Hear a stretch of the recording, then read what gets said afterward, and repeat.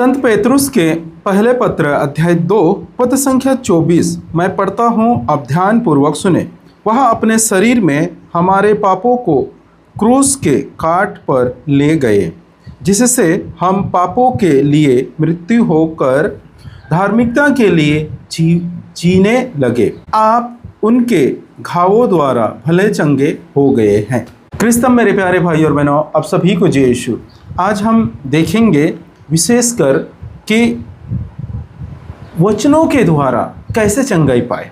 देखो, बहुत सारे लोगों को ये बातों को मालूम नहीं है कि वचनों के द्वारा कैसे चंगाई पाए।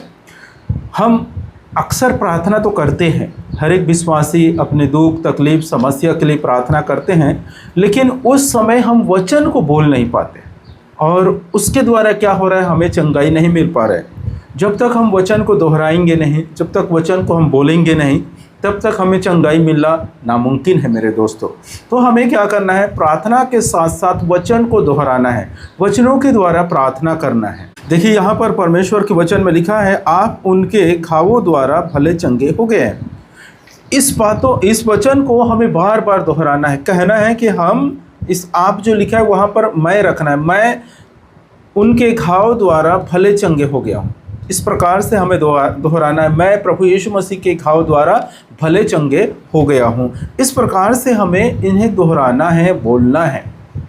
जब हम इसे दोहराएंगे तो देखना इसके सामर्थ्य के द्वारा, वचन के सामर्थ्य के द्वारा हम लोग चंगाई पाएंगे।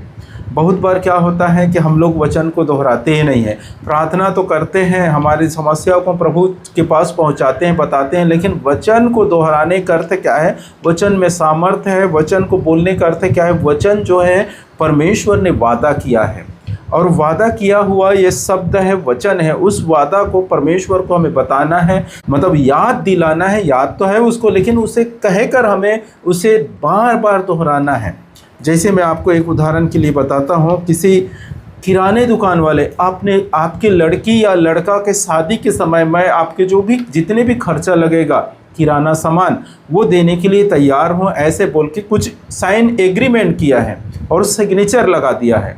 और जब आपके लड़का और लड़की के शादी के समय आए और आप उसके पास मांगने गए सामान, जो तेल है, शक्कर है, जो भी सामान लगता है शादी में खर्चा, वो सब आप मांगने गए, लेकिन वो इनकार कर रहे हैं। तो आप क्या करेंगे, उस एग्रीमेंट को आप निकाल के दिखाएंगे। देखिए, आपका एग्रीमेंट है, आपने सिग्नेचर करके दिए हैं कि आपके लड़का या लड़की का जब भी शादी होगा मैं पूरे सामान दूंगा, इस प्रकार से बोले हैं। तो आप उस चीज़ों को निकाल के पढ़ेंगे और उसको आप दिखाएंगे और बार बार उसके पास जाकर उसको तंग करेंगे। तो इसी प्रकार मेरे प्रियो, ये वचन है परमेश्वर को याद दिलाने, कहने का मतलब है इस वचन से हमको कहना है कि परमेश्वर प्रभु यीशु मसीह आपके वचन में लिखा है कि मैं उनके घावों द्वारा, प्रभु यीशु मसीह के घावों द्वारा भले चंगे हो गया हूँ। मैं बीमार क्यों हूँ, मैं दुख में क्यों हूँ, मैं समस्या में क्यों हूँ। इस प्रकार से हमें क्या करना है, तंग करना है, उसे बार बार इस वचन को बोलना है कि आपने कहा है प्रभु, आपका वादा है प्रभु, इसे पूरा होने दीजिए, इसके अनुसार मुझे चंगाई मिलने दीजिए। इस प्रकार से जब हम इस वचन को दोहराएंगे तो हमें जल्द से जल्द चंगाई मिलेगा। और इस वचन, ये पुराने ग्रंथ का वचन है दोस्तों, ये नया ग्रंथ का वचन नहीं है। नया ग्रंथ में लिखा हुआ है, लेकिन ये यशायाह के ग्रंथ अध्याय 53 और पद संख्या 5 में लिखा हुआ ये वचन है। यहाँ पर कुछ इस प्रकार लिखा है, हमारे पापों के कारण वह छेद दिए गए, हमारे कुकर्म के कारण वह कुचल दिया गया। जो दंड वह भोगता है उसके द्वारा हमें शांति मिली है और उसके घावों द्वारा हम भले चंगे हो गए हैं।